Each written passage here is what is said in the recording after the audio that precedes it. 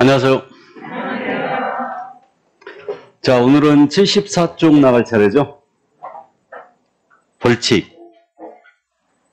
진도 여기 맞죠?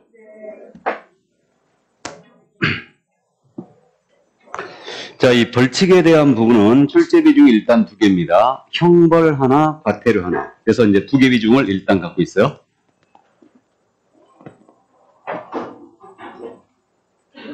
자, 이 벌칙에 대한 부분으로서 총설에 있는 내용이거든요. 총설에 있는 내용인데,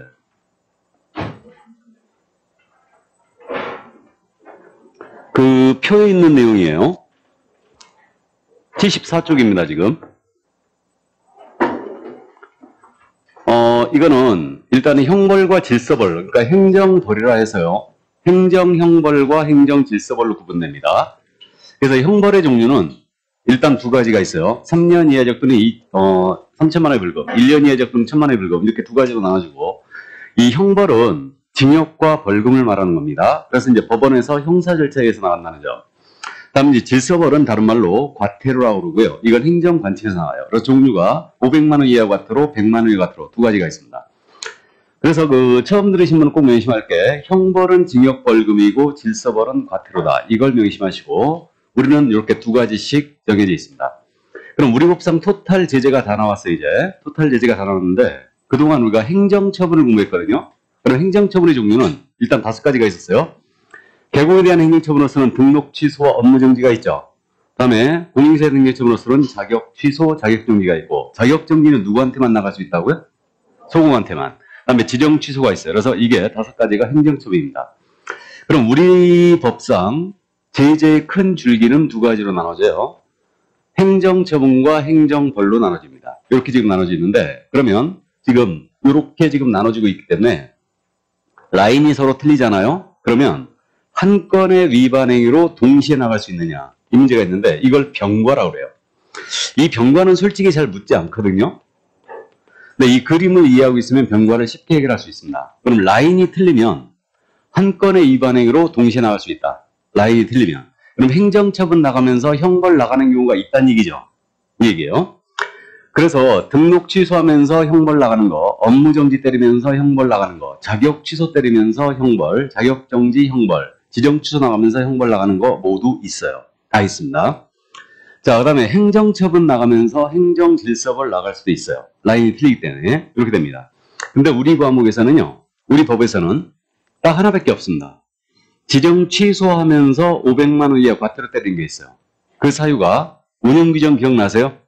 거래정보사업자가 운영규정 제정 승인 안 받았거나 변경 승인 안 받았거나 위반하에 운영했어요. 그러면 지정 취소하면서 500만 원 이하의 과태료 부과 사유입니다. 이게 유일해요. 그래서 행정처분하면서 행정질서벌 한 건의 위반 행위로 나갈 수 있습니다. 그렇게만 이해하시고, 단 우리 법에서는 딱 하나밖에 없다. 요거. 자, 그러면 라인이 둘이 같아요. 형벌 나가면서 질서벌 나가는 경우가 있느냐? 이거 없어요. 같은 벌이기 때문에. 그래서 이거는 이중제재 금지 원칙이 위반됩니다. 그래서 형벌 나가면서 질서벌 나가는 경우가 없다라는 얘기죠. 이게. 자, 그럼 그 정도 이해하시고요. 징역 때리면서 과태료 못 때려요. 벌금 때리면서 과태료 못 때립니다. 한 건의 위반이랑 동시에 못 나가요. 이렇게 되고, 징역 벌금은 같이 나갈 수 있을까요? 없을까요? 없겠죠. 또는이니까. 선택사항이에요. 그래서 징역 또는 벌금이니까 한 건의 위반으로 징역과 벌금은 같이 못 나갑니다. 이 정도 감 잡아두시고요. 자, 그럼 우리는 이제 3년짜리 징역사유, 요거 1년짜리 징역사유, 그 다음에 500만 원 이하, 100만 원 이하 과태료 사유를 모두 공부를 해야 됩니다. 암기해야 돼요. 그래도 이거는 행정처분보다는 조금 낫습니다.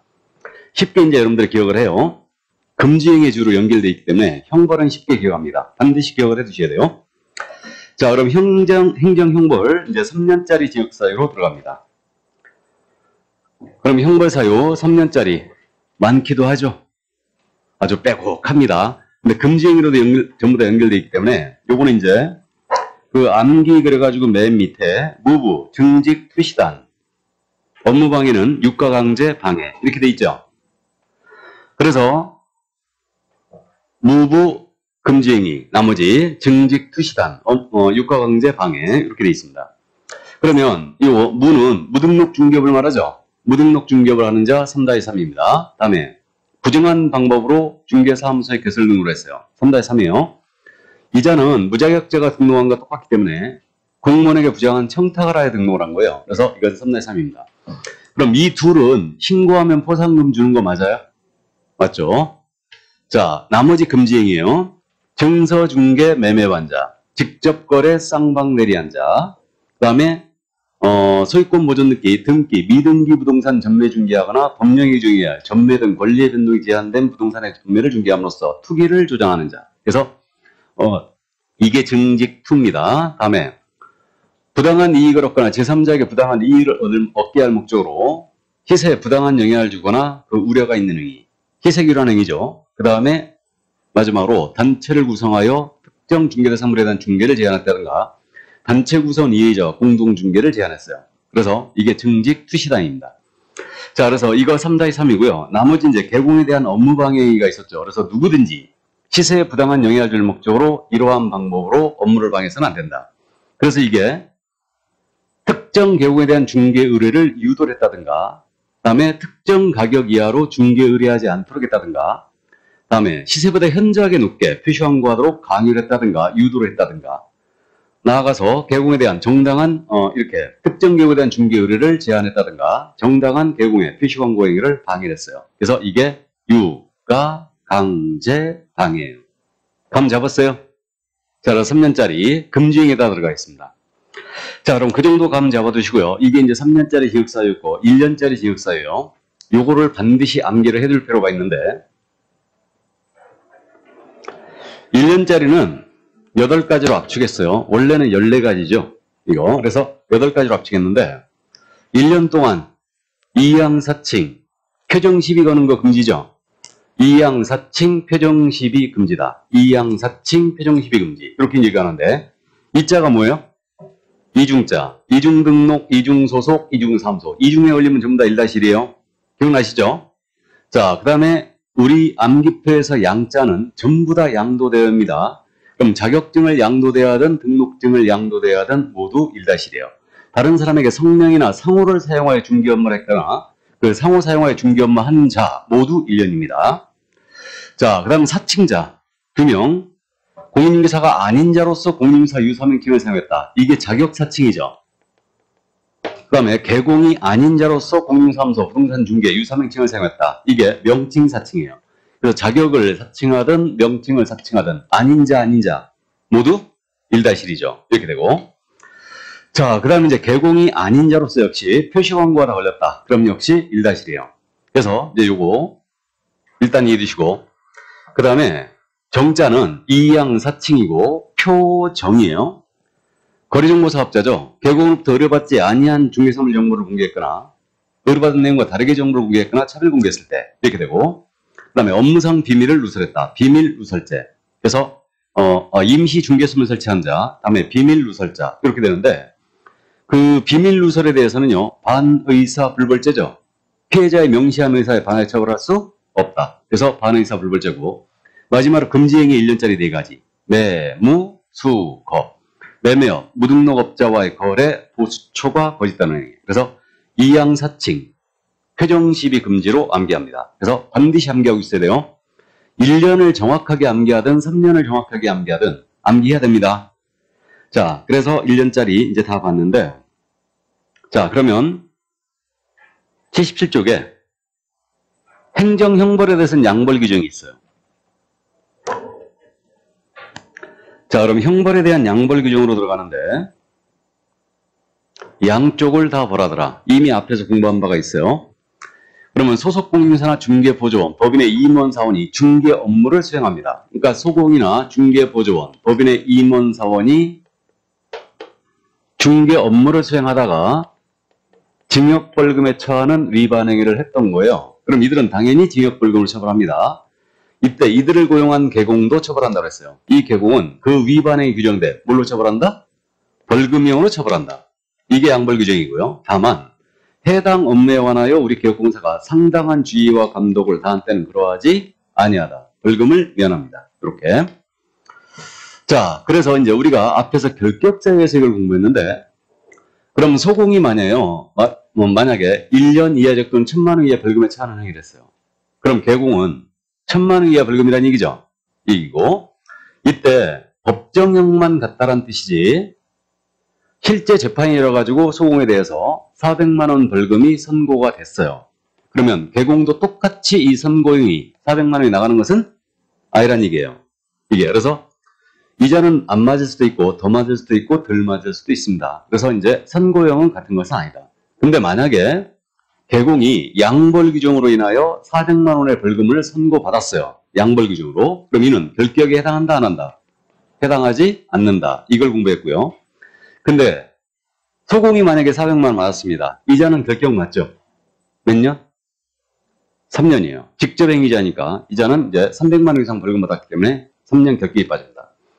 자, 그래서 이게 바로 양벌 규정이다. 그럼 양벌 규정이라는 것은 소공이나 보조원이 징역벌금 위반 행위했을 때 개공을 벌금 때리겠다는 얘기니까 양벌 규정은 형벌 위반 행위만 적용이 있지 행정질서벌이라든가 행정처분 위반 행위는 적용이 없다는 얘기죠. 형벌에만 적용이 있어요. 양벌 규정은. 자, 그래서 거기까지. 이게 바로 양벌 규정이었습니다. 그래서 간단하게 그냥 암기를 해 주시기 바랍니다. 그러면 형벌에 대한 내용을 다 봤고요. 이제 질서벌로 넘어갑니다. 500만 원 이하의 과태료. 이것도 여러분들이 쉽게 기억을 하시는데 대상자별로 나눠서 지금 현재 기억합니다. 거리정보 사업자는 500만 원 맞고 운명하셨어요. 운명이에요. 이게 500만 원 맞고 운명했다. 그럼 운이 운영규정 제정 승인 안 받았거나 변경 승인 안 받았거나 위반 운영했을 때죠. 감독상 명령을 위반했을 때. 그래서 이 거리정보 사업자가 업무에 대한 보고명령, 자료유출 명령에 불응했거나 소속 공무원의 조사검사에 불응하거나 기피했어요. 그러면 역시 감독상 명령 위반으로서 500만 원 이하의 과태료입니다. 여기서 운영규정 관련 사항 위반은 지정 취소 사유이기도 해요. 그래서 행정처분과 행정질서벌이 한 건의 위반으로 동시에 나갈 수 있는 유일한 케이스라는 거 일단 이해만 해두시고, 자, 그 다음에 이제 협회입니다. 협회는 대충 돌전이면 500이라고 그랬죠. 그래서 협회는 공시명령 징계. 그러니까 협회는 공시명령을 위반하면 500만 원 징계 먹는다. 이렇게 이해하는데 협회가 공제사업 운영실적을 공시하지 않았어요. 이거 운영실적 공시 몇 개월 내야 됩니까? 3개월. 3개월 내야 되는데 안 했다. 그럼 500과고요. 명령자 들어가는 거 위반했잖아요. 전부 다 500과예요. 그럼 명령이 시정명령이 있고 개선명령이 있고 감독상 명령이 있죠. 그럼 역시 500만 원 이하가 들어옵니다. 그 다음에 징계 해임 요구에 불응했거나 이거 조사검사, 금융감독원장이 조사검사에 불응했어요. 그럼 역시 500만 원 이하가 들어옵니다. 그래서 공시명령 징계 이렇게 기억하시고, 자, 그 다음에 이제 여기서부터 주의해야 되는데 정보통신 서비스 제공자예요. 네이버라든가 다음 이런 데가 있다고 그랬는데 부당한 표시 광고하고 있는가? 국토부 장관이 자료 제출 요구했어요. 여기에 불응했거나 조치를 요구했는데 불응했다. 그러면 역시 500만 원 이하가 들어옵니다. 그래서 이거 일단 이해해 두시고, 자, 그 다음에 개공과 소공이 500만 원 이하가 들어맞는 경우인데 연수교육을 정당한 사유 없이 기한 내에 받지 않았을 때, 연수교육은 2년마다 받아야 되죠. 그럼 안 받으면 역시 500만 원 이하가 들어오고요. 자, 마지막으로 이거 주의해야 되죠. 개공이 성실 정확하게 확인 설명을 하지 않았거나 설명의 근거 자료를 제시하지 않았어요. 그럼 역시 500과. 그리고 부당한 표시 광고 기억나시죠? 존다, 과해. 존재하지 않는 물건을 존재하는 것처럼 광고했다든가 사실과 다르게 과장되게 부동산 거래처를 해칠 우려가 있는 광고한 거예요. 그래서 존재는 하지만 중개할 의사가 없다든가 중사물이 되지 않는다든가 소비자를 속이는 광고예요. 그래서 이게 바로 존다, 과해다. 여기에 걸리면 500만 원가 들어옵니다. 자, 그래서 500만 원의 과태료 사유 여기까지 감 잡고요. 그래서 뭐 이것도 쉽게 기억하십니다. 넘어갑니다. 100만 원 이하 과태료. 자, 이 100만 원 이하 과태료 사유는 100만 원 가지고 어디서 보자고 그랬어요? 영등포 휴게소에서 보자. 100만 원 가지고 영등포 휴게소에서 보자요. 그럼 0이 아니고 명이죠. 개공이 명칭을 위반했어요. 사무소 명칭에 공사사무소 부동산 중개를 안 썼거나, 그 다음에 5개 광고물 설치하면서 성명을 표기하지 않았거나 허위 표기했거나, 우리 중개인이 사무소의 명칭에 공사사무소 명칭을 썼거나, 그럼 이때 다 명칭 위반으로 100만 원가 들어옵니다. 그 다음에 등록 취소 처분을 받고도 중개사무소 등록증을 반납하지 않았어요. 등록증 며칠 내에 반납해야 돼요? 7일. 그러면 100만 원 들어가고. 그 다음에 포가 아니고 표예요. 표시 광고할 때 우리 성명, 소연 등을 명시해야 되죠. 그다음에 건축물인 경우는 기억나세요? 종갓집, 거소. 기억나시죠? 총 사용 가능, 방방 개수와 욕실, 주차 관리비를 체크해라. 그래서 이제 이거 명시사항을 명시하지 않고 광고했다. 그럼 역시 100만 원 이하의 과태료 처하고요. 그 다음에 휴폐업 신고 위반.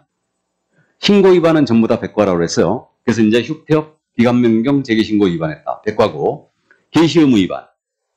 영등포 휴게소 보자. 기 등자 보수. 등록증 원본, 자격증 원본. 자, 그다음에 보증관계 증서, 보수표. 게시를 안 했다. 백과. 그다음에 중개사무소 이전 신고 위반이죠. 그래서 10일 내 신고해야 되는데 안 했다. 그럼 100만 원 과태료고. 그다음에 보증을 설명하지 않거나 사본을 교부하지 않았어요. 그럼 역시 100만 원 이하의 과태료입니다. 그래서 이거고 영등포 휴게소 복까지 왔고 그다음에 이제 자격증 취소했을 때 반납해야 되죠. 자격증은 반납할 수 없으면 사유서 내야 돼요. 며칠 내? 7일 내. 요 정도. 자, 그래서 여기까지 이제 다 봤는데 이게 100만 원 과태료고 쉽게 여러분들이 물론 기억을 합니다. 이거는. 근데 과태료는요. 제일 잘 묻는 게 뭐냐면 과태료 부과 대상자와 부과권자를 제일 잘 물어봐요. 고맙게도. 그래서 이거 쉽게 우리가 이해를 하는데 자, 그럼 500만 원 이하 과태료입니다. 거리정보 사업자입니다. 누가 부과징수하겠어요? 국장이고 협회도 국장이고 정보통신서비스 이용자도 국장이에요. 자, 그리고 역시 연수교육을 받지 않았어요. 주의해야 되죠. 연수교육 받지 않은 자 누가 부과징수한다? 시도의사. 그 다음에 부당한 표시 광고한 개공이에요. 그 다음에 성실 정확하게 설명하지 않은 개공입니다. 이거 누가 부과징수해요? 등록관청이죠. 그래서 부당한 표시 광고 국장이 아니에요. 이거는 등록관청이 부과징수한다. 그래서 그 점 주의하시고 그 다음에 영등포 휴게소 보 있죠. 영등포 휴게소 보까지는 개공이 중개 업무에 관한 경미한 사항을 위반했죠. 그러니까 누가 부과징수한다? 등록관청이고 마지막으로 자격증 위반 납자는 시도의사가 부과징수해요. 이렇게 됩니다. 그러면 과태료 부과 대상자의 거래정보사업자, 협회, 정보통신서비스 제공자, 개공, 소공 다 들어가요. 지금 다 들어갑니다. 그러면 누가 빠졌어요? 또 중개보존이 또 빠졌죠. 그러니까 중개보존은 과태료 대상도 안 된다. 행정처분 대상도 안 되죠. 당연한 얘기예요. 등록도 없고 자격도 없으니까 행정관청에서 부과하는 것은 절대 보조는 대상이 아니에요. 그래서 이 정도 감만 잡아두시고요. 자, 그래서 과태료 부과 대상자와 부과권자 이해해 주시고 그럼 과태료도 마찬가지로 기준금액이 있어요. 그래가지고 요경은 얼마, 요경은 얼마. 그래갖고 지금 교재 기준금액 해갖고 표가 지금 500만 원 이하 과태료서부터 100만 원 이하 과태료까지 400만 원, 200만 원, 300만 원, 400만 원, 200만 원 막 이래 돼 있죠. 이거. 그래서 이 기준금액이 정해져 있고요. 이 기준금액을 암기하자겠습니까? 포기하자겠습니까? 포기하자겠죠? 이거 암기 못한다고 그랬어요. 그래서 일단 깔끔하게 포기하자고 그랬고 24회 때 부동산거래신고법에서 과태료 부과 기준금액을 옳은 것 찾아라고 물어봤죠. 그때 24회 때 한번 딱 물어봤는데 이건 깔끔하게 포기합니다. 포기하고 대신 그건 알고 있어야 돼요. 기준금액을 정해주고 이 기준금액에서 위반행위 동기, 결과, 횟수를 참작하여 2분의 1 범위에서 가중감경할 수 있죠. 가중을 하더라도 500만 원, 100만 원을 추가할 수는 없다. 그 정도 이해해 두시고요. 자, 그래서 과태료 기준금액이 있다는 거. 그리고 참고사항인데요. 우리 업무정지나 자격정지 기준기간 6개월 아니면 3개월 있죠. 업무정지나 자격정지의 기준기간은 국토교통부령에 있어요. 근데 과태료 기준금액 있죠. 과태료에 대한 기준금액은 돈이니까 대통령령에 있습니다. 이거는 참고해 두시기 바랍니다. 자, 그럼 그 정도 이해해 두시고 그래서 공인인증서법 내용이 모두 끝났습니다. 여기까지. 그러면 지금부터 이제 부동산거래 신고법을 들어가도록 합니다. 제2편으로 들어왔어요. 그 지난주에 지금 우리 교재 수정표 지금 나갔죠? 다 붙여 오셨어요?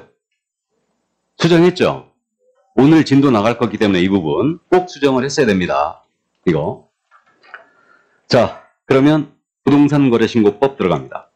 이 부동산거래신고법은 절체 출제 비중이 지금 30회 때 7개를 출제했고 31회 때는 5개를 출제했습니다. 그래서 올해도 5개 이상은 출제할 걸로 일단 예상하고 있어요. 그래서 최소한 5개 정도를 출제할 거다. 자, 그러면 이제 부동산거래신고제부터 들어갑니다. 외국인 취득신고제, 토지거래제 해가지고 이제 3가지 제도를 주요 골자로 하고 있는데 실거래가 신고제예요. 여기서부터가 진짜 어려운 부분이죠. 또 이거 오늘 다 듣고 나면은 가뜩이나 날씨도 더워 죽겠는데 머리가 지끈지끈합니다. 그래서 천천히 나가도록 하겠습니다. 자, 그럼 부동산거래신고제 81쪽으로 가요.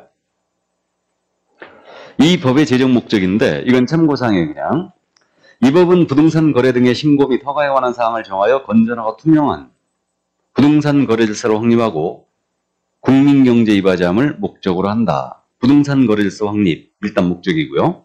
용어 가볍게 이해하는데 이 법에서 사용하는 용어 부동산이라는 것은 토지 또는 건축물을 얘기해요. 그럼 입광공은 빠진다는 얘기죠. 이 얘기고 그 다음에 부동산 등이란 표는 토지 건물 외에 부동산을 취득할 수 있는 권리, 입주권, 분양권이 들어갑니다. 그 다음에 거래 당사자는 당연히 매도 매수인을 얘기하고요. 외국인 당연히 포함입니다. 그 다음에 임대차 계약 당사자는 당연히 임대인과 임차인을 얘기하고 외국인 당연히 포함입니다.